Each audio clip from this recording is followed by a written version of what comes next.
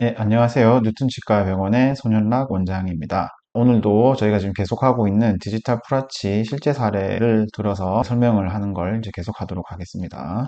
오늘은 이제 이런 질문에 대한 대답을 해드릴 건데요. 이런 경우가 많죠. 기존에 쓰고 있던 틀니가 있는데 몇 번을 와야 되고 어떤 과정으로 진행을 하는지 궁금하신 분들이 많아서 이제 그 부분에 대한 사례를 말씀드리려고 합니다. 해당되는 케이스를 좀 골라봤는데요. 환자분은 78세 남성분이셨고요. 올해 1월 29일 날 첫 내원을 하셨어요. 이제 보시면 위에는 전체 틀니를 지금 쓰고 계신다 그죠? 그래서 틀니를 이제 벗고 찍은 사진을 보면 위쪽에는 이제 치아가 하나도 없는 무치약 상태고 아래쪽은 자기 치아가 있는 이제 자연치 상태인데요. 일단 위쪽의 틀니를 제거하고 정면에서 찍은 사진인데요. 크게 특이점이 없어 보이긴 한데 이제 옆에서 보면 좀 차이가 많이 나죠. 옆에서 보면 위턱이 뒤쪽으로 많이 퇴축되어 있는 게 확인이 되죠. 보통의 경우에는 위턱이 아래턱을 이렇게 덮는 경우가 정상교합 관계인데 지금 이제 이 환자분은 위턱이 그러니까 원래 조금 아래턱이 위턱보다 좀 많이 전돌되어 있는 상태였고 더군다나 이가 빠지면서 퇴축되면서 퇴축량이 조금 더 심해졌던 그런 케이스였는데요.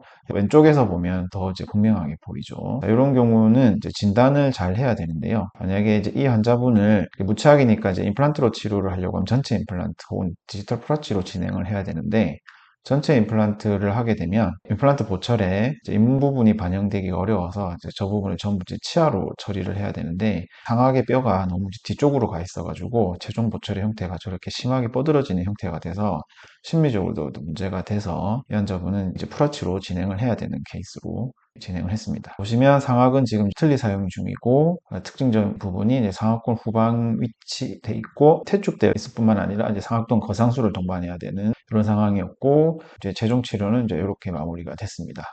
자, 그래서 전체 걸린 시간은 4개월 조금 안 되죠. 3개월 2주 정도 걸렸고요. 옆면에서 본 사진은 이렇게 정상교합 형태로 만들어 드렸죠. 좌측에서 봐도 교합이 맞도록 제작을 했는데요. 어떤 과정으로 진행을 했는지 이제 하나하나 설명을 하도록 할게요. 일단 이제 다 아시듯이 이제 첫 번째 내원에서 이제 진단 및 분석을 하게 되는데요. 첫 내원에서 찍은 파노라마 사진을 보고 전체 이제 CT를 찍은 다음에 이제 치료 계획을 잡는데 프라치로 진행을 해야 되는 케이스였고 6개 위치를 이 정도의 위치를 잡아서 수술을 한 이후에 보철을 하나로 연결하는 디지털 프라치로 저희가 치료 계획을 잡았고 이제 환자분한테 설명을 드렸죠. 환자분 이제 동의를 하셔서 이제 진행을 합니다. 그래서 이제 스캔 촬영을 하고요. 보강내 정보를 디지털로 얻기 위해서 스캔 촬영을 하고 이제 환자분은 가시면 되죠. 자, 그럼 이제 저희는 이제 그 이후로 이제 분석 및 진단을 하게 되는데 전체적으로 먼저 최종 치아의 보철의 형태를 배열을 하고요. 아랫니하고 정상교합을 만들려고 하니까 앞니 부분이 이제 원래 뼈보다 한창 이제 앞으로 나와 있는 게 이제 확인이 되죠.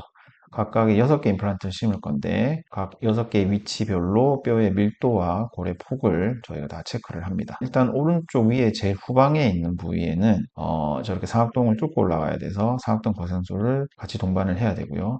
이 정도의 양으로 이제 수치를 정확하게 기록을 한 다음 수술을 할 때 이제 저 수치에 따라서 구멍을 뚫고 뼈 이식을 진행을 하죠. 그리고 그 앞에 있는 치아도 마찬가지로 잔존골이 이렇게 풍부하지 않아서 저기 상악동을 뚫고 올라가는 치료를 해야 되고요. 거상량은 이제 저 정도로 체크가 됩니다. 그리고 왼쪽에 제일 뒤에 치아도 마찬가지로 상악동 거상술이 필요하고 수치는 이제 이 표를 통해서 저희가 이제 계산을 하게 됩니다.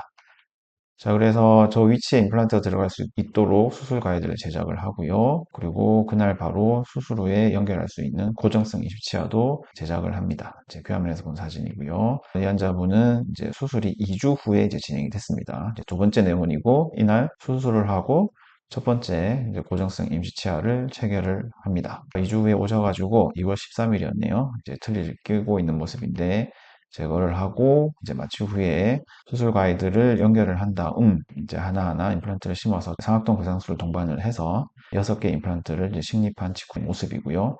절개를 하지 않아서 출혈도 크게 많지 않은 걸 확인할 수 있죠. 그리고 임플란트와 보철을 연결하기 위한 중간 부품 1, 부품 2를 연결을 하고요. 거기에 미리 제작했던 고정성 임시치아를 시적을 해보고 레진이라는 재료를 이용해서 채워가지고 이제 고정을 시키고요. 체결까지 마무리된 사진입니다. 그래서 이 환자분은 두 번째 내원의 수술이랑 고정성 임시치아 체결까지 다 마무리를 했죠. 자, 그래서 옆에서 보면 우측 좌측의 사진을 본 거고요. 파노라마 사진으로 보면 6개가 계획한 방향대로 잘 식립이 된 걸 확인할 수 있죠. 이러고 나면 환자는 이제 가셨고요. 다음 날 오셔서 두 번째 임시치아를 제작하기 위한 준비를 합니다. 바로 다음 날 오셔가지고 첫 번째 임시치아를 인상제를 넣고 인기를 하고 여러 가지 스캔바디나 스캔지그를 체결을 한 다음 얘를 구강 밖에서 스캔을 합니다. 그러다 보니까 스캔 속도라든가 아니면 정확도라든가 상당히 직접 하는 것보다는 훨씬 더 수월하고 이로 인해서 더 깨끗하고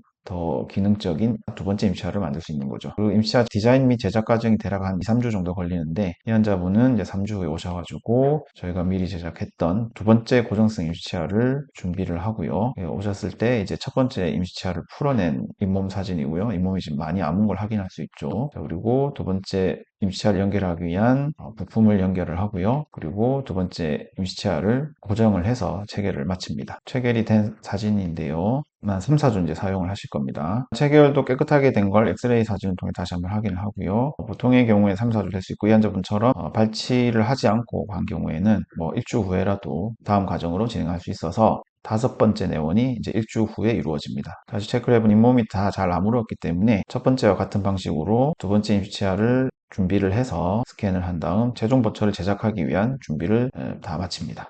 그렇게 하고 나서 5주가 지나고 나면 이제 제작 기간이 보통 한 2, 3주 걸리는데 이제 환자분 상황도 있고 해서 5주 후에 오셨네요. 최종 보철은 저희가 이제 이런 방식으로 이미 제작이 다 있었고요. 자, 그리고 교환면에서 본 사진, 그리고 잇몸에 닿는 부분에 대한 사진은 이제 이렇게 보이죠.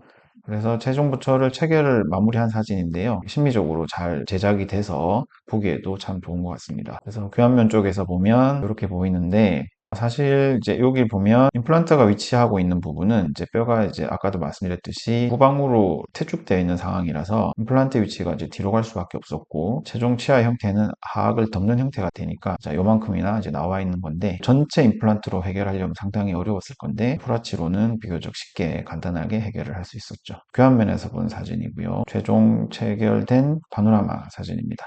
체결 후에 T스캔이라는 장비를 이용해서 좌우가 균형 있게 잘 물리도록 조정을 해서 환자가 이제 편안한 상태로 만들죠. 정리하자면 이 환자분은 2024년 1월 29일 날 초진으로 오셨다가 2024년 5월 중순경에 치료를 마무리했고 대략 3개월 2주 정도 걸려가지고 치료가 끝났습니다. 치료 전후에 파노라마 사진을 비교하면 사진과 같고요. 그래서 이제 이 환자분은 초기에 말씀드렸듯이 틀니를 사용 중이었고 상악골이 후방으로 위치되어 있고 퇴축되어 있는 상태라서 전체 임플란트로는 해결하기가 쉽지 않았던 건데 디지털 프라치를 이용해서 비교적 쉽게 치료를 끝낸 케이스라고 말씀을 드릴 수 있습니다. 오늘의 케이스는 이제 여기까지 설명을 드릴 거고요. 다음에는 다른 사례로 찾아뵙도록 하겠습니다. 감사합니다.